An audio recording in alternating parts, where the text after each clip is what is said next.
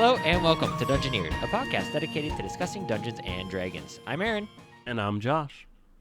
Let's do this. So Josh, for this week's Lukewarm Open, I kind of wanted to dive into a little bit of history because my degree kind of revolves around history.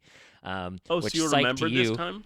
change everything up for you because I remembered this time. You did remember. Okay. I know. I knew it was gonna make you freak out, but it's been really interesting. I've been doing a lot of studying on European history and Asian history recently for the last couple semesters. And I kind of wanted to talk about a story that I thought was really fascinating that could kind of relate to D&D. It's a pretty short story, but it actually revolves around Buddha and the religion of Buddhism.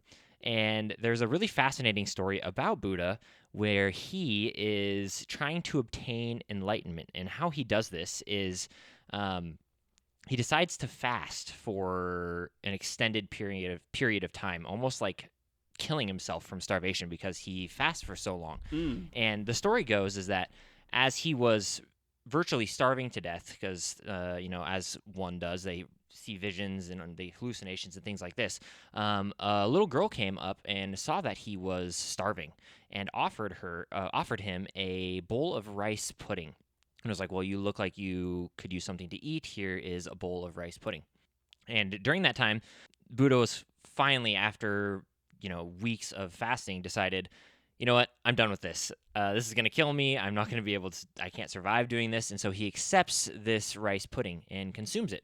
Mm-hmm. And as he's eating this rice pudding, he comes to the realization that he should just enjoy the rice pudding. And through this whole revelation, almost in a sense, becomes enlightened. And he becomes this understanding of, to become enlightened, you must lose the desire to be enlightened. So through the process of starving, he was done seeking enlightenment and therefore became enlightened.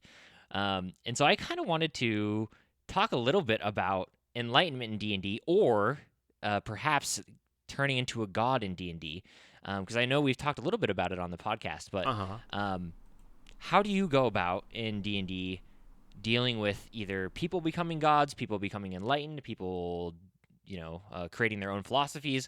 What's kind of your take on that in D&D?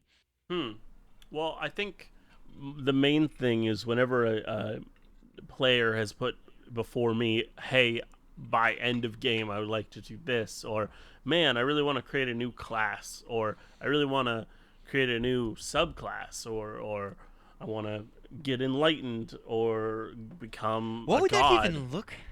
What would becoming enlightened even look like in D&D? Is there a mechanical advantage to being enlightened? What does that even mean? I would allow it. I would say whether it is depending on what type of enlightenment, it would either be a spiritual thing or it would be a mental thing.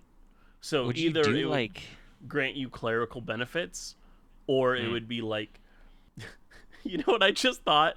In Naruto when he goes to sage mode. Okay, I was not expecting you to talk about Naruto. So it's like this thing that you build up, and like once a day you can be in enlightened mode, which would grant you certain benefits. Like maybe something you would look at, like the Way of the Stars druid, and like you see how it kind of gives you extra like actions or abilities that you can take. I would say that would be more of its spiritual. If it was more intellectual enlightenment, I would give it like proficiencies, like, oh, you have advantage on history, religion checks when you're enlightened, or like stuff like that.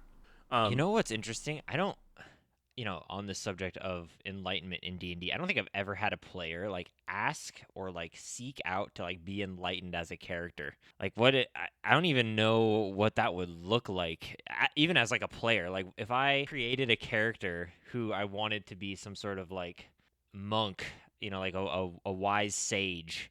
Yeah. What would I even do? I mean, what my class would, I mean, that? yeah, what would I want that to look like? Like, I mean, now I want to create it. So Yeah, guess, see, like, now I gotta create some sort of like monk or a religious person Yeah. who's seeking enlightenment their whole travel.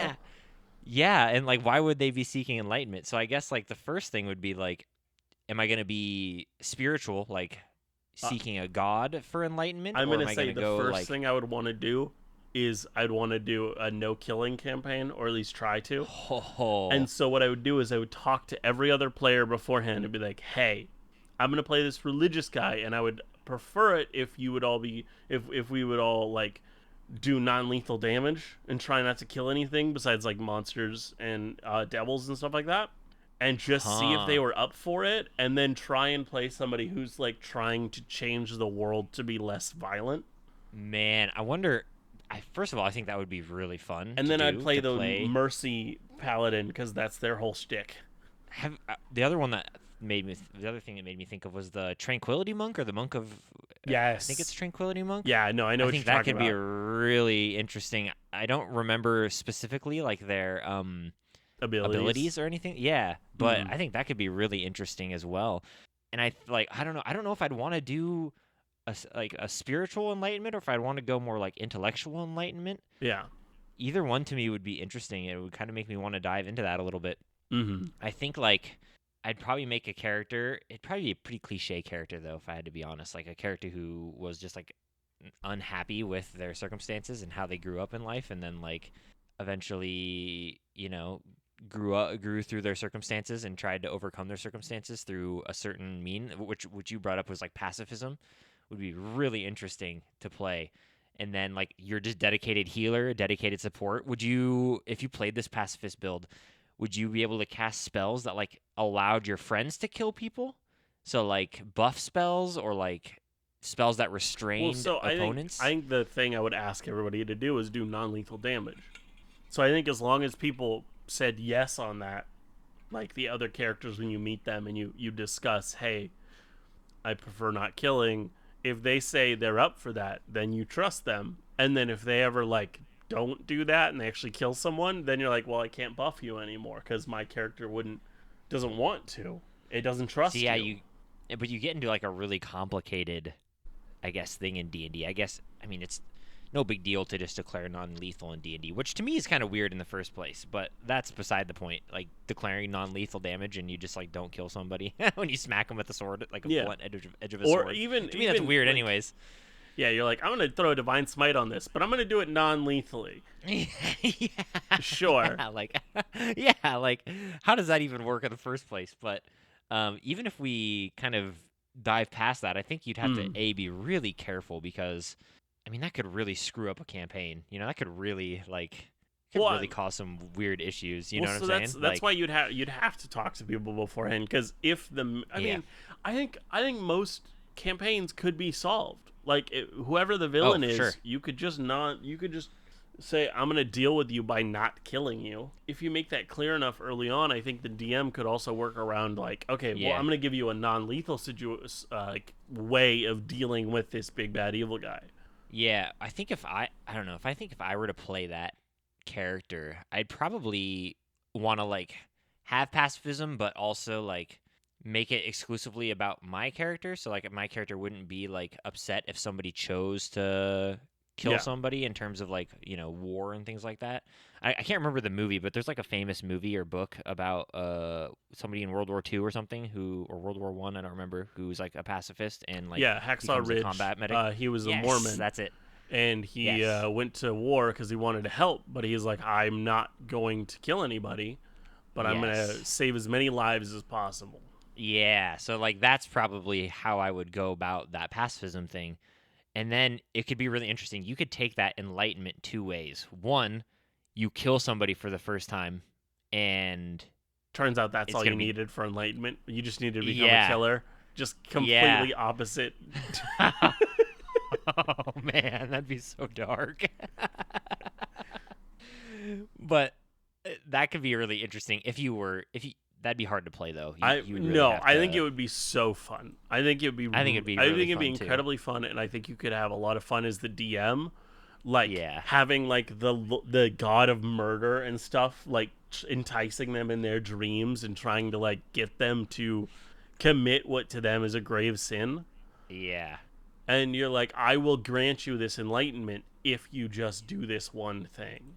Yeah, and that could be a really fun way to go about it, which probably what I would try to lean towards. I think would be really fun.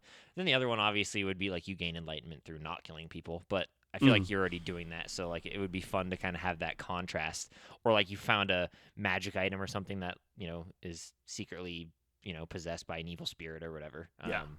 I think stuff like that would be really really fun.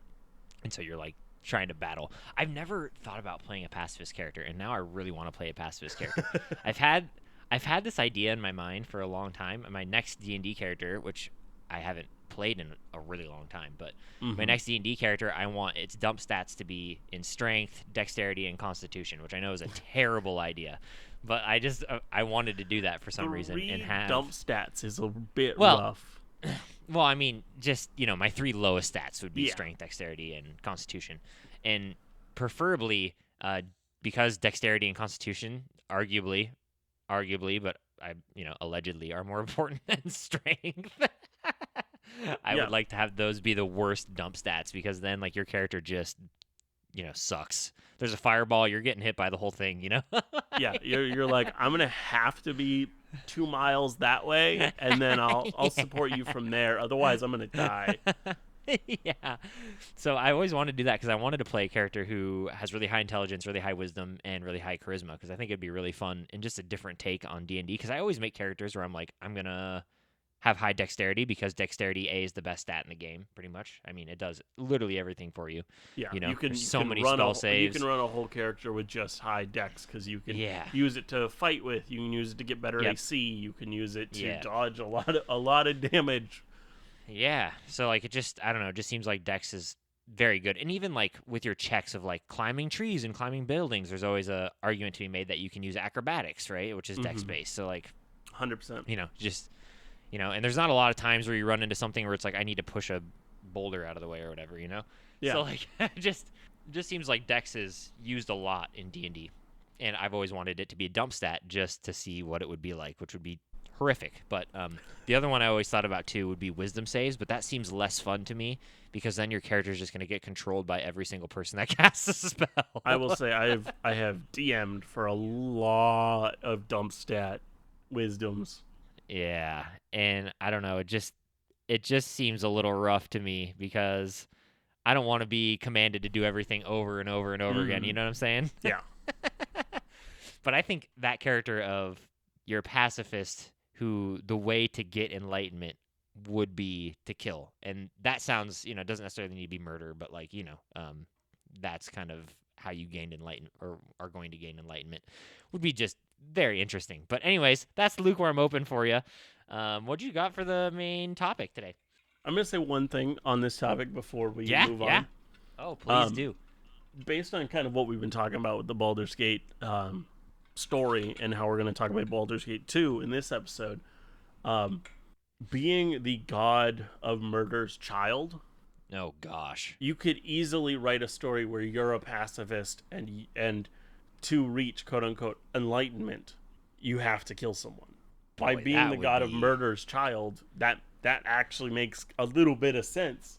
That would be wild. That would be To How like would get you- access to I got it. It's to get access to like your demigod powers. And so the character fights with it for like the whole book of like, I'm never gonna do this, I'm never gonna do this. Then to save the most amount of people, they have to kill their friend, Oh gosh. like their Oh, companion gosh. they've been traveling with the Oh, the whole book.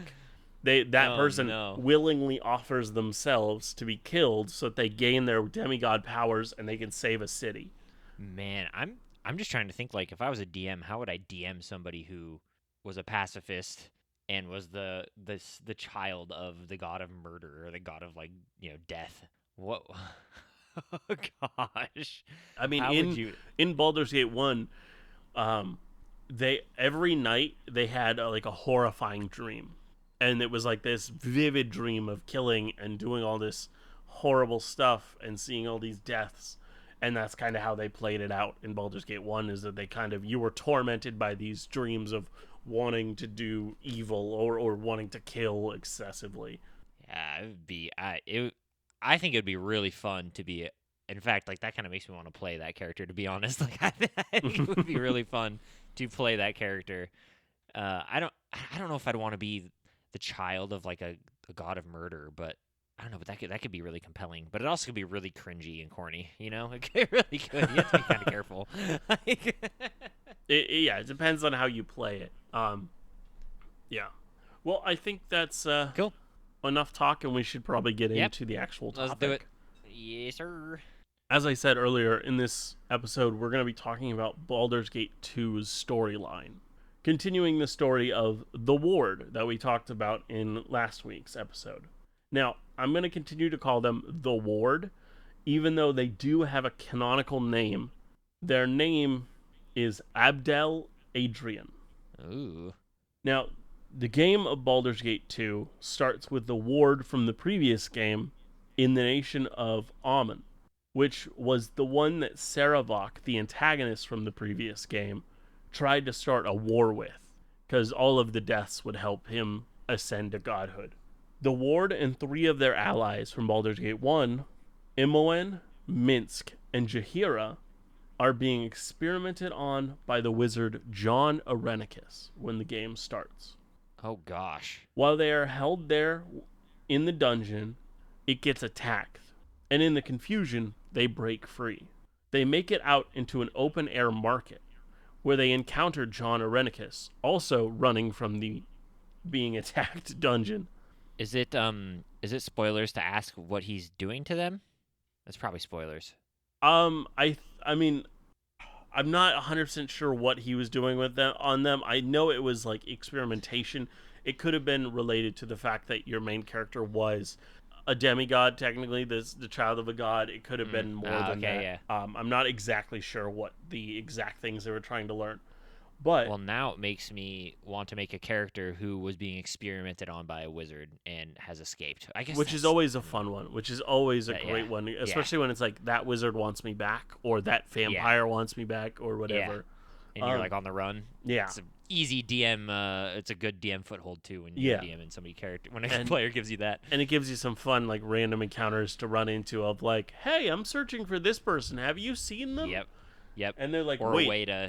our party member? But they don't say that. And then they get to ask the party member without you technically having given it away or forced them to say it. Why, I remember Caecilius's backstory. He was running away. He was a slave and was running away, which is another one of those, like, and they wanted him back.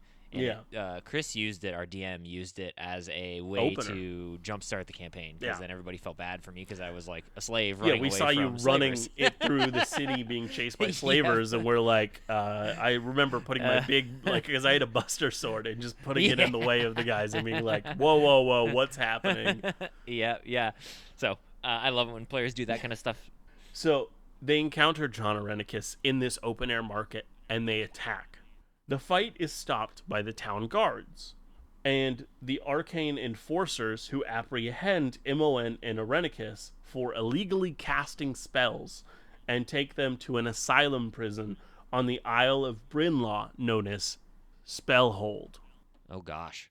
It's such a good opener, because like you're in this dungeon underneath the city, you escape, turns out, first off, you're in the middle of a city, which is wild to have this evil mage just doing evil experiments in the main city, especially under the open air market. And then it's like, oh, well, of course I'm going to attack him when I see him after, like, when we're out of the dungeon. And then it's like, no, the town guards come in and they arrest one of your people for using spells when they're not allowed to. And I also like the name Spellhold. I think that's a really interesting. It is a good. It's a name great for a name for a prison to hold super good. spellcasters. Yeah, super good. Now, I didn't talk about Imoen in the previous episode, but Imoen was a childhood friend of the Ward, and their imprisonment made them distraught. The Ward raised 15,000 gold pieces to pay off the shadow thief Galen Bale to learn of her location in the fortress Spellhold. The Ward teams up with one of the thieves' guilds in the city and sets off for Spellhold. But there he is betrayed and led into an ambush by Arenicus and his vampire companion, Bodhi. Bodhi? Just Bodhi. It's Bodhi, so I think that's Bodhi, right? I think it's Bodhi. Yeah. But, I was hoping it was like going to be Count Von Count Murder or Bodhi. something, I'm Count Bodhi. Count Nice to Bodhi. meet you. Count Von Bodhi. Bodhi von Strahoyevich. What's oh gosh, what's the super famous one from the Shadowfell? What's his last name? uh Von something. oh, Von. Oh no. Oh gosh. Oh no. Zoroyevich or It's Von something. yeah, I know what you're talking about, but it's not there for me either. As soon as I said that one, I was like, I don't think that's right. I was close, but I don't think it's right. But so those two, and the Thieves Guild that they hired, Zarovich. Vinzarovich, that's it.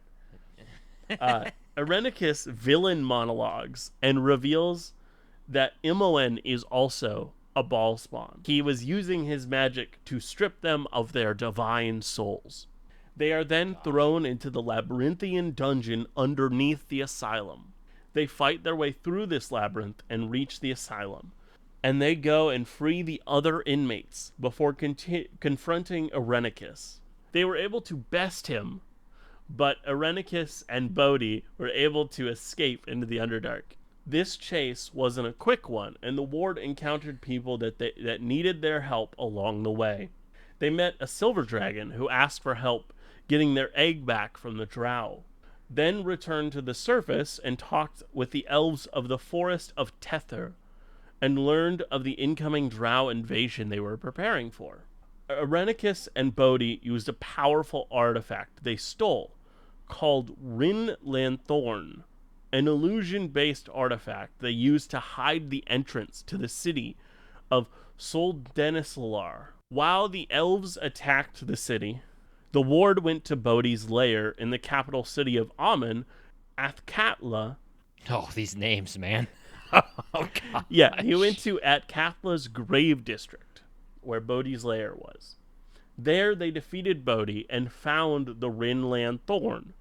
They also found Bodhi had Imoen's soul and were able to return it before going after Irenicus, who had the ward's soul.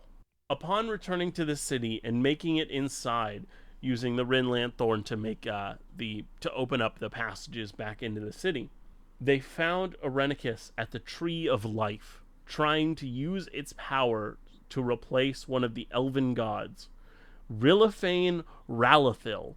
What? Whoa. That That's was a one roller coaster. Yeah, Rillifain Ralathil. Now that both of those names have so many L's in them. The ward was able to slay Irenicus, but in the process was slain themselves. Rip. Rest They in peace. both were transported to what remained of Baal's domain in the abyss. The sack.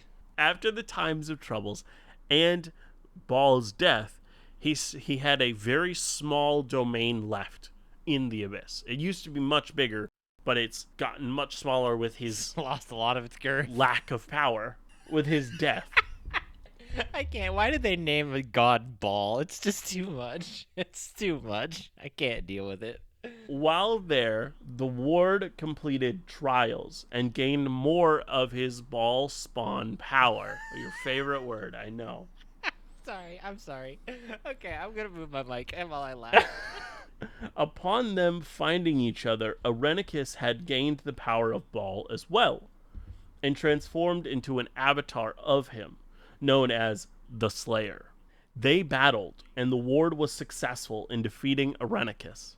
Irenicus was stuck in the abyss to rot, and the ward's now freed soul returned to the material plane and into his body after a few days.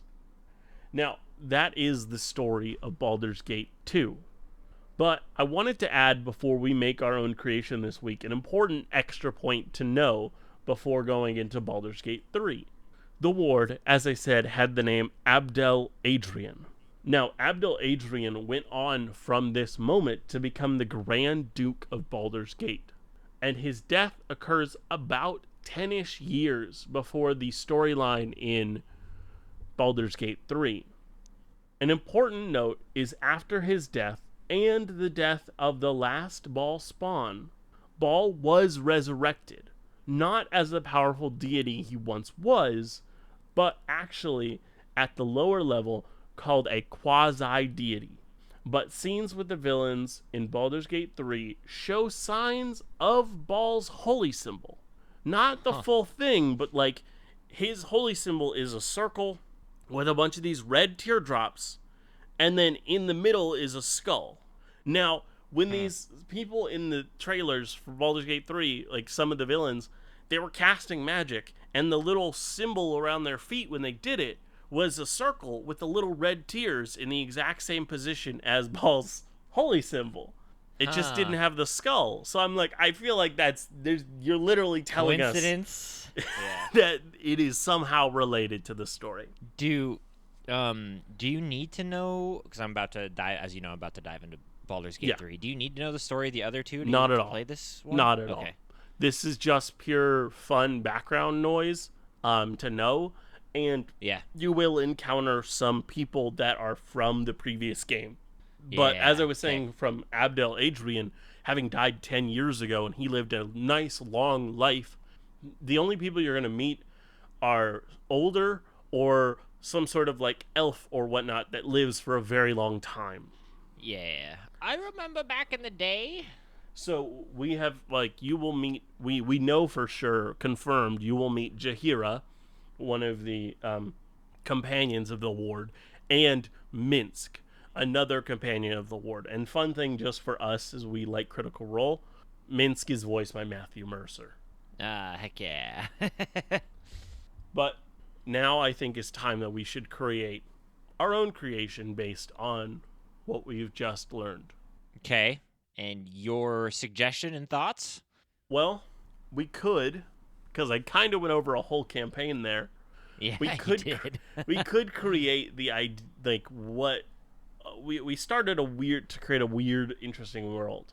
We don't have a lot created, but we could think about villains, or we could think about like um how do we want like what type of a campaign do we want, like even more broader scale than the who's the villain and why are they the Okay. villain, but thinking of like what do we want to kind of do it. Like one of the things I always like doing before I start any campaign is decide what is my goal to improve in this campaign, because I think every moment is a time where you can improve something. So I always like to think like in one of my the post-apocalypse game, one of the main statues of the main pillars of that campaign was I want to figure out how to make travel more interesting, or how to facilitate it going quicker. So in that game specifically, I had these like portals that they could find in a bunch of dungeons and a bunch of things that they went in. So then they started to like have these fast travel points. So things didn't take like, oh, you're going to take a month to travel over there or a month to travel there, because they know I can just go less than a day's travel from this main city to Yeah. one of the fast travel spots that we know, and travel to the other fast travel spot we know, and then go from there.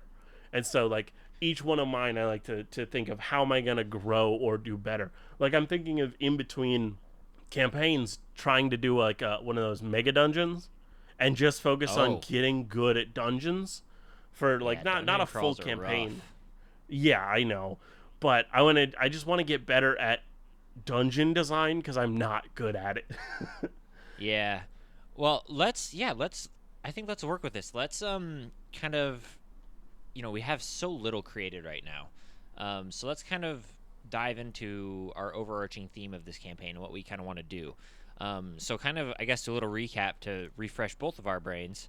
Um, is we have these like pillars of the world, correct? That have like essentially created the world.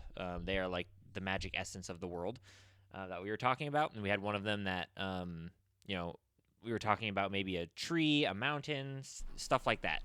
Um, so I think the obvious place to go, for this theme of the campaign would be those pillars are collapsing or breaking or dying. We talked about corruption on one of them in the previous episode, so I think that's probably a place we could go.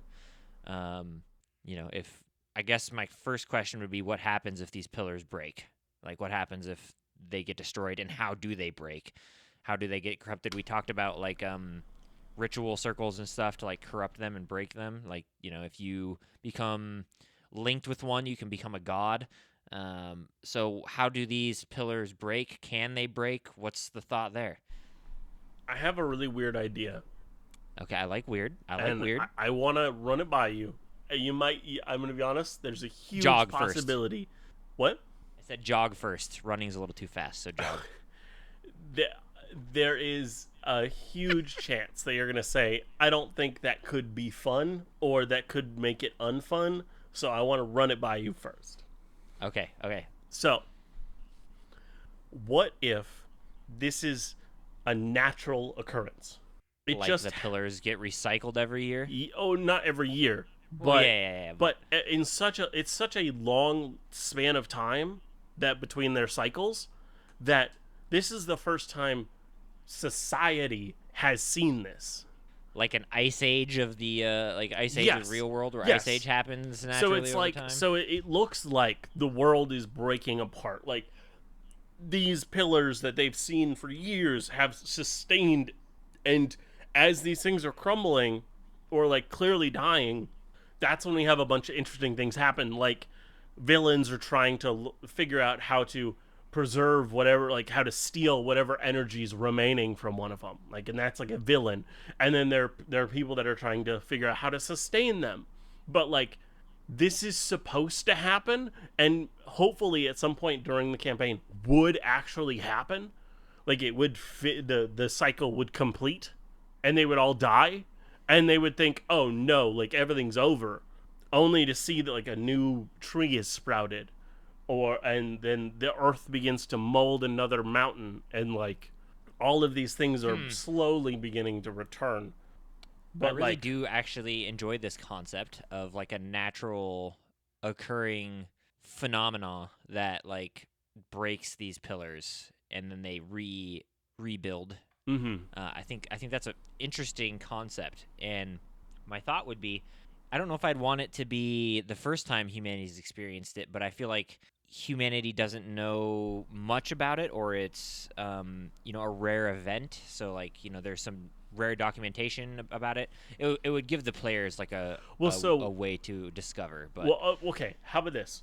It's the first time most of like society as a whole has experienced it, but there are people or things or creatures or hags or like all nature spirits and things that have experienced it before. Things that live forever. Like things that live for so long that we don't even think that they have an expiration date. the objection that I have is, I think it'd be fun for players to discover writings and hypothesis, things of old that they can discover about these events that are going on. Um, and the reason for that is I would love to have a villain of some kind who's trying to take advantage of these pillars collapsing because he Yeah. has learned about it or knows about it. Mm-hmm. And in their weakened state, he could do something. So Yeah. maybe in order to connect to one of these pillars, you have to wait until they're in one of their weakened states. Mm-hmm. Then you can perform a ritual in order to bind yourself to one. So that was my first like objection, is that Ooh. it'd be interesting to make a villain who could take advantage of that. I like that. I would say I think I have an idea that could make all this kind of work well together. What if only one is supposed to die at a time, and because this villain is trying to get one of the other ones into a weakened state so that it can steal some of its power, it's causing problems on a larger scale because two are dying at the same time and not just one. Yeah, that was going to be my next suggestion. I love the idea of they go in cycles, one at a time, right, in order to maintain the strength of the world, right? Because if all of them were to crumble and collapse, I mean, I guess my first question would be, if they all were to crumble and collapse, what would happen? Would the world just vanish? Well, so originally I was thinking it was like an ice age or like some crazy upheaval that just creates a new, almost like a new world when it reforms. But I love that idea of if they all were to collapse, volcanoes erupt. I don't know, Yeah, it's like a earthquakes. natural Just apocalypse. yeah, that like opens up literally creating a new world, right? I think that'd be interesting. Mm. And in the process, I guess it could eliminate all gods if gods are tethered to these. So that could be interesting as well. But That could be um, interesting. yeah, um, I think the idea of one of these pillars is collapsing and this villain is trying to take advantage of that Mm-hmm. and harness its power. Um, I even like the idea of whoever this villain is tries to do more and collapse multiple. Uh, you know, I think that could be a very interesting idea as well to like gain extra power. So I don't know. I like that, but I think my worry is what does what do each of these pillars represent and what events do they cause? So we created, last episode we created that tree and we Mm-hmm. don't know exactly what it does just yet, but if one of those pillars collapses or is collapsing, what does that look like? We talked about an ice age. Would like a nature pillar destroy a bunch of vegetation, or would it be a drought, or like what? I like, think I you know? think it's I think it's like earthquakes begin, like it's natural phenomenons that start to occur in the area. So earthquakes, storms, like animals Yeah. like running away from the area, um, mass amount of vegetation death, as you were saying. Like I think all of those things. Okay. So then, if these pillars go in natural cycles, do each of these pillars have a unique thing they're tied to, or is it just they're all tied to the nature of the world? So the mountain is the same thing as the tree, like just to use random examples because we haven't I quite mean, created I these think pillars, but they all have their own thing that they're connected to. Like the mountain is earth, the tree is vegetation and forest life, and then there's like I think it goes like that. But I think that when the one is dying, it does affect the other, like almost like an ecosystem where it affects one thing's dying, affects the other life. it just causes more natural, disaster. Yeah. I think. Okay, I'm fine with that. I think that's good.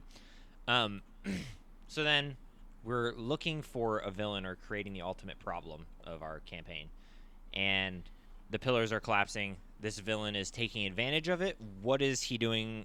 What are they doing? What are they trying to accomplish? Well, What so I think is their motive? how, at least how we were talking about I think this person's been trying to do this for a while. Okay. And so I think I'm imagining like an under mountain, like where it's like this massive mountain god thing, like mountain pillar, and they're like in a cave in that mountain trying to figure out how to like get at like whatever its core is or whatever its magic is. And so it's been trying to do this for years. Like I don't know if it's a lich and it lives forever, but like a while. To the point where the it doesn't even know that the tree is dying at the same time and that this would cause a problem. Okay. I see this individual as well. My first thought would be some sort of like wizard who studied these phenomena and is learning about the collapse of pillars and how to become a god or how to Yeah. connect to one. That I think is an option we could go with, and I they would prefer, I would like to try and do a type of class as a villain that is not common. So, what if it was like an evil druid? that could be very interesting. I don't even. Because it's all nature related, and so I think it kind of also fits. Yeah, I mean, I want to stay away from lich. I don't really want that type of thing. Yeah. I don't really want a dragon. I don't. I mean, a dragon could be interesting. I like the idea of like a dragon guarding one. I think that could be cool. I don't really want a dragon to be destroying one or trying to destroy one because ultimately, I mean, unless you wanted to do like a chroma conclave thing, ultimately, I just think it doesn't suit the needs of a dragon. Yeah. The collapse of civilization. So, and like ultimate natural disasters.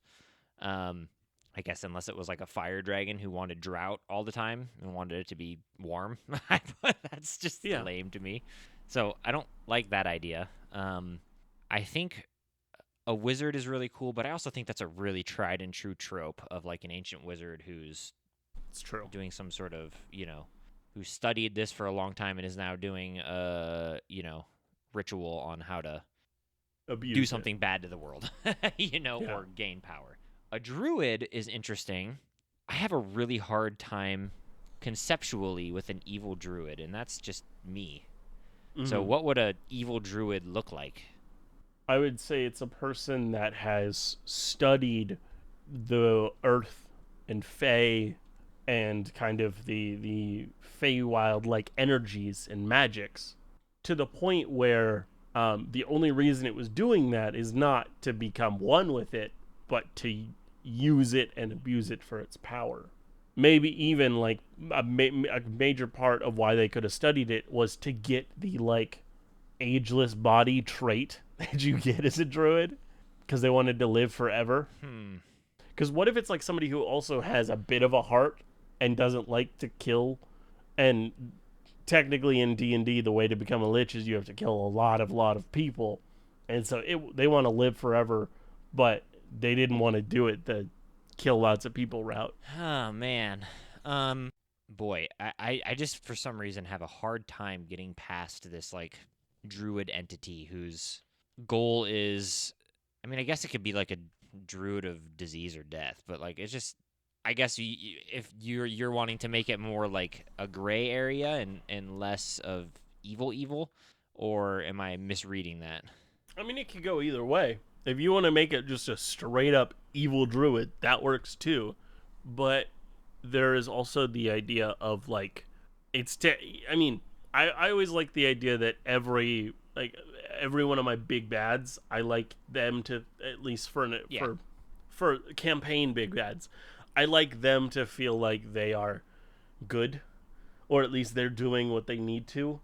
Oh, for sure. So what if they're trying, like, what if the Feywild is dying and And they're they're trying trying to to like like, summon the power of this thing to save like maybe an archfey that has that can actually bring back the life force of, or maybe there's even one of these pillars in the Feywild and that one has died and seemingly hasn't come back. well, I And guess so that's because another of that, question. the Feywild's falling apart. I guess that's another question. Um how do the other planes work in this world? Are they connected to these pillars? What if Like each one is has their own pillar? Well, that was my first thought was is each of these pillars is connected to another plane. So like the nature one is to the Feywild, like Yeah. the tree one is to the Feywild, the mountain one is to the elemental plane of Earth or whatever. That could be something you do, and maybe those are like bleed overs into the world that's helped create it. So eat the world as a creation of each of these planes together. Could be really interesting. Um, so like I guess if one breaks, what does that mean for the Mm-hmm. Feywild? Probably nothing. It just means that the world doesn't have the influence of the Feywild on it. I don't know, but I think if I were, man, if I were to go with like an evil druid, or like, I obviously want, and hear what you're saying. I want a character who feels like their motivations are correct, and in some cases even, you know, could possibly even persuade people to be on their side, or Mm-hmm. um, Yeah. an evil druid to me tapping into these pillars, I could see it. One, wants more power, I guess. Two, I could see a religious theme here where this druid wants to eliminate the gods, so they're tapping into these pillars to, you know, disconnect the gods from them, or even all life would be interesting. Like maybe What if it's the um, opposite of that last one? they want to connect all life to the pillar. No, they want to save their god. Like Hmm. their god died in some way. Like maybe we get to create like a really cool, like mass god war or something. And in that, their god died. And so this is their like attempt to bring them back. Hmm. I mean, we could also go the route of like primordials, and the primordials died, so this person's trying to bring back the primordials, because I feel like then it would be like Mm. an evil Yeah. cleric who was trying to bring back their god. Yeah. Like maybe the primordials were removed by the gods, and now this entity is trying to bring back the primordials through the pillars. So you Yeah, could do something and like that. maybe that would start like a mass fight against the gods. I mean, it would probably, yeah, like ruin the world, probably. Yeah, So I could see that being a druid thing for sure. totally. I mean, maybe we could even do multiple factions that each control a pillar or want to control a pillar. We have like a druid who wants to bring back the primordials. We could have like a cult who's trying to bring back a god. Hmm. Like, I guess it doesn't have to just be one group of individuals, one group or one person. It could be a bunch of different people who are trying to control and Yeah, possess the pillars, and you could make it some sort of weird war that's going on. Like maybe even like a nation like a government trying to take control of a pillar if they knew about it. Um, maybe over the campaign, as more information is, presented to the people of this world, more dramatic things start to occur. It could be really interesting. But I like the idea of a druid or a cleric trying to revive or bring back their prospective, entities that they not worship or serve, but their prospective entities that they follow. yeah. And so I think if we went druid, I like the primordial idea. What if we go that route? What was the primordials' purpose? Were they there? How do we, were they originally a part of the pillars? What does that look like? I think the primordials were the like people that created the earth, like created the planet, and the gods like just took it and ruled it. But the ones who actually did any of the actual world creation were the primordials, and then like the gods created the people on it. So here's the idea. Yeah. So okay. So this is a super major trope, but I do love this trope. I think this trope is really good. I think the primordials harnessed the power of the pillars to create the world. So they harnessed the power of the Fey pillar to create, woods and trees and whatever, the earth pillar to, and that's how they kind of formed the earth. And then the gods, once, once, I think humanity wasn't created by the gods. I think humanity was created by a pillar. So by a primordial that was connected to a pillar, which I don't know what that would look like. Maybe a soul prison could be really interesting. But anyways, I don't know what that would look like a soul prison pillar. But I think the gods. So we were kind of establishing and playing around with the idea that the gods are the people who have connected themselves to the pillar, right? The strongest connections are the ones who could become gods and gain power, right? They siphoned the power of the pillar. Mm-hmm. What if, over hundreds of thousands of years, millions of years or whatever, there's been X, Y, and Z amount of people who've been able to do it and became gods. I don't know if humanity knows that's how you become a god or how people have become a god. I would say I don't think. I think they keep it the most secret. I agree. Yeah, I think I would agree with that. But the gods, the people who have become gods, severed the primordials from the pillars because they wanted the connection, not the primordials. And the primordials went into a deep slumber because they're severed from their power. And this druid has figured it out and is trying to reconnect them to their respective pillars. To do that, pillars must be weakened to a state, just like how people connect to it. If the pillar is weakened, you can connect to it using a ritual, using whatever means. And so this druid is trying to weaken every pillar to bring back the world to its natural state with the primordials, how humanity used to exist before gods became a thing. Sorry. So, okay, what? I got a little confused there. Why aren't the primordials still a thing? So when humanity learned they could connect to the pillars, Yeah. certain people became gods because of their connection to the pillars. Those gods were either A, afraid that their connection could be severed by the primordials, or B, they didn't want to share the power of the pillar with the primordials, so they severed the connection the primordials had with the pillars. Okay. So some sort of great primordial war or whatever. We can make that in the next episode or whatever. Great primordial war. Great primordial war. Yes, I remember. The classic meme of the cat. I will say this is making me think that if I played in this if I made this campaign, I would have to create a pillar druid of the pillars, Yeah, And it would be a druid subclass that specifically connects to the pillars to do its abilities and do its things. it would be really cool. It'd be Yeah. really, really cool. Um, so that happened, and the primordials are now in a slumber. So they're now gone. You can't just if you destroy the primordials, I guess it's probably a lot of negative consequences to the world. I'd imagine something, Yeah. So they didn't So they destroy them. locked them away instead of Yeah, killing them. yeah. This druid somehow, some way, studied their way, learned their way to come to this realization, and is now attempting to weaken all of the pillars so that they can connect their respective primordial to each pillar. But the consequences of weakening the pillar is natural disasters, chaos, destruction. But they want to return the world back to its normal state, free of, return it back to what humanity used to be when primordials created everything, because they believe Mm-hmm. that was the best state of humanity, because humanity existed under that. Yeah. And then it would allow me to create a horrible flesh titan that created humanity. So I don't love the idea of a horrible flesh titan creating humanity, but it would give the chance of bringing back an old spell from older D&D, which has not been in 5th edition yet. I didn't know there Which was a is spell called Flesh Titan. no, there's a wonderful spell called Stone to Flesh. Ah, yes, this is one of your favorites. Yes. So we have Flesh to Stone, which petrifies a person. But did you know that older D&D had the opposite? Yummy. You could create a whole You're in flesh a city. stone prison.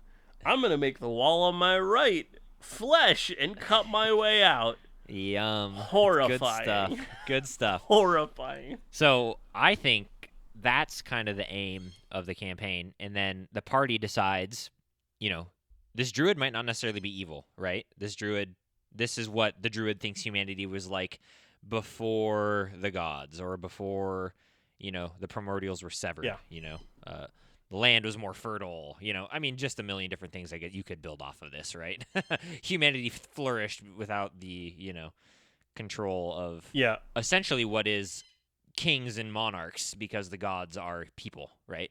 Mm-hmm. So that's kind of would be, I think, an approach of, well, all the gods were once people, so why would you want, these people to rule over you when you should deserve ultimate freedom, right? Essentially, I think would probably be a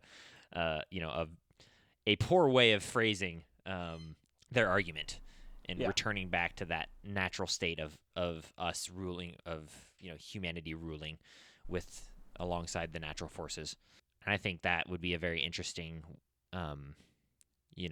campaign. And so they know of these weakening cycles, and they're trying to either A, take advantage of one of the pillars weakening to like collapse it, B, studying a weakening pillar to figure out how they can create the other pillars, make the other pillars weaken.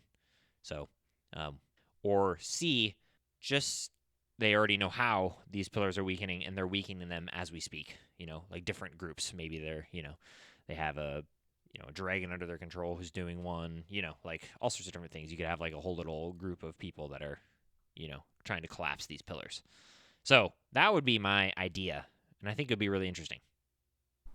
So, in summary, they're trying to destroy the gods and destroy these pillars, which will bring back the primordials. Yeah. So, I would say first, if they weaken the pillars, they can sever the ties that the gods have to the pillars and reconnect the primordials to the pillars.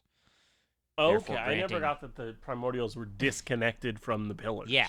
So the gods during that war disconnected the pillars, disconnected the primordials from the pillars, putting them to sleep.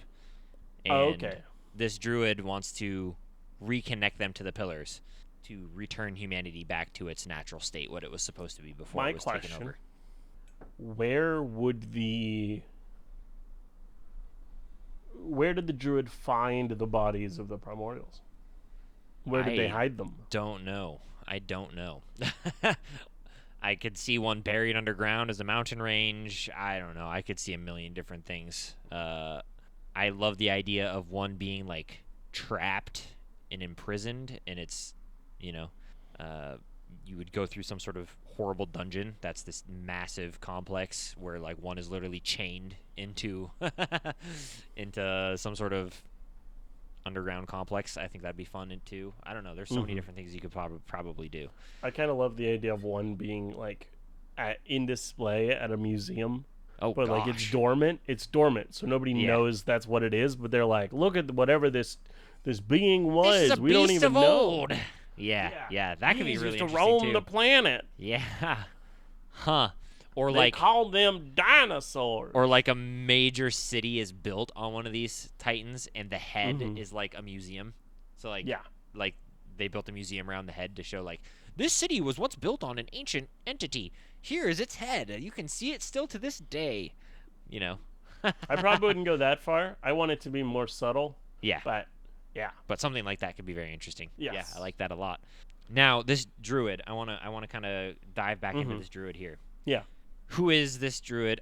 I mean, that's gonna be a whole nother episode, I guess, is diving into who this druid is. Yeah, that's what it sounds like. That's a whole nother spiel.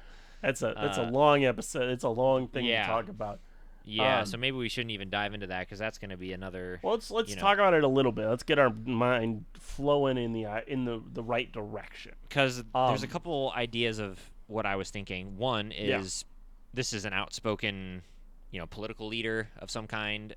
Somebody who's powerful, within a society. I could see. Well, I definitely think he's powerful. I have not seen a lot of druids that are involved in major cities as much, and that's my qualm against that one as well. Like, I don't know, like I kind of like the idea of him being the head of his enclave, but like nobody knows the enclave type right thing. And it's that that's circle. That was gonna be my next thing is they're head of a druid circle. Like if I were to steal Critical Role like the Ashari, like that kind of thing. Yeah. So I could see something like that. I could also see if we were to do a member of society, maybe some sort of like school of magic that studies all magic. So there's druids there, but I just don't see that fitting very well together. That would be really fun, though. That would be really fun. Really interesting. A school of magic, and he's like the head druid, Yeah. or even like one of the headmasters, like the headmaster, not landing, and then have the party be school attendees, but people going to that school. That would be fun. I hate to bring the Critical Role thing in, but that could literally be a Critical Role story. So like when have they ever done a school? I mean, they haven't done a school, but they've definitely had a major villain be a part of a major magic school. I mean, did they? Yes, they definitely have. So that would, that could is definitely that this season? That is this season, yeah. Okay. So, I was like, I definitely don't know what you're talking about. And a little bit of last campaign too, because I don't know if I call that a school, but I know you. I think I know who you're talking about with one of the players' backstories, but I don't think that's a school. I think that's a they end up teaching secret there. military organization. Yeah, but they teach there too, though, so it's kind of a school. It's just a school that is used for a lot of military things. School. Yeah, it's used for a lot of things, but I don't know. So we could do something like that, but I really feel like, especially this campaign, it's a little bit of riding the coattails of Critical Role. Yeah, I mean, I haven't watched this season, so I don't know, but sure. Yeah. Well, I think. But I still love that idea. So I'm still a big fan of that. So I think we've got some good ideas going, and I think we should put the pause button here. Yeah. And well, thank you all for listening. This has been episode 102 of the Dungeoneered Podcast. Woo! Woo! It's crazy, man. 102. I know, 102 episodes. Well, I can't remember most of my sign off. Is there anything that we should anything you want to anything we should know? Okay. Well, thank you all for listening. And as I always say, always remember to be the sharpest barrel in the bunch. See you next time. Yeah. Okay. Bye. Bye.